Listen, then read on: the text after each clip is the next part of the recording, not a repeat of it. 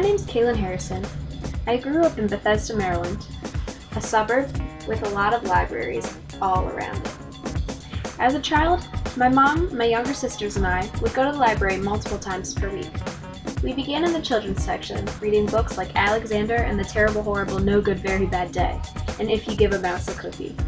These books thrilled us endlessly as we repeated our favorite phrases over and over, laughing until our stomachs hurt. As we grew older, we began to venture into the young adult section. I was immediately drawn to a wall filled with pink and purple books, sometimes with fluffy pictures on the outside.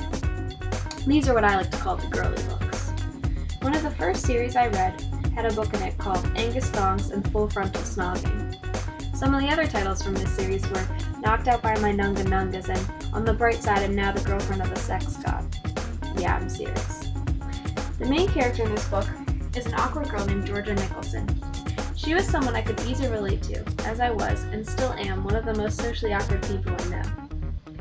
Not to mention, the risky titles of these books made me feel like quite the grown-up when I was reading them. Today is the first day of my life as the new Georgia. And who is she, my little elf?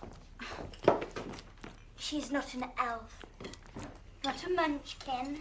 She is a mature, sophisticated woman called Miss Georgie Nicholson. So, to celebrate the new me, I've decided what I want to do for my birthday party this year. I want a proper party in a club with a DJ. You're not old enough to get into a club. Never mind hire one out for a party. If you haven't noticed, I'm a woman now. I wear a bra.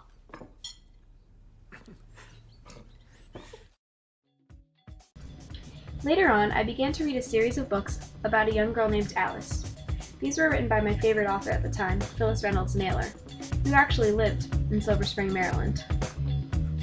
I legitimately grew up with these series, each book containing issues giving me a more complex window into young adult. I rejoiced with Alice when her and Patrick finally got together and became boyfriend and girlfriend. I cried with her when she learned about her best friend Elizabeth's childhood abuse, and I felt for her when her dad and brother would never leave her alone. I could relate to Alice, which allowed me to appreciate her endlessly. Night by night, I would tear through her story, page after page, never wanting to put them down.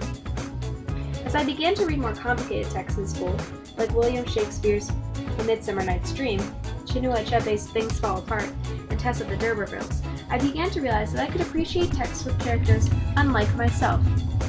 Often, these characters lived in time periods that I did not grow up in, but I was able to appreciate them because I've realized that all books make some commentary on humanity. That's what engages me in a text. I enjoy studying characters and understanding why they are who they are and what motivates them to act like they do and what made them be the way they are. This is what draws me into a text, and this is what I cannot wait to teach my students. To me, literature is a window into the unknown. It's a way to gain perspective that I wouldn't have had previously. It's a window into the human soul, and a way to understand those around us that we may not usually be able to relate to. In my humble opinion, to not take advantage of the window that literature offers us is a serious mistake.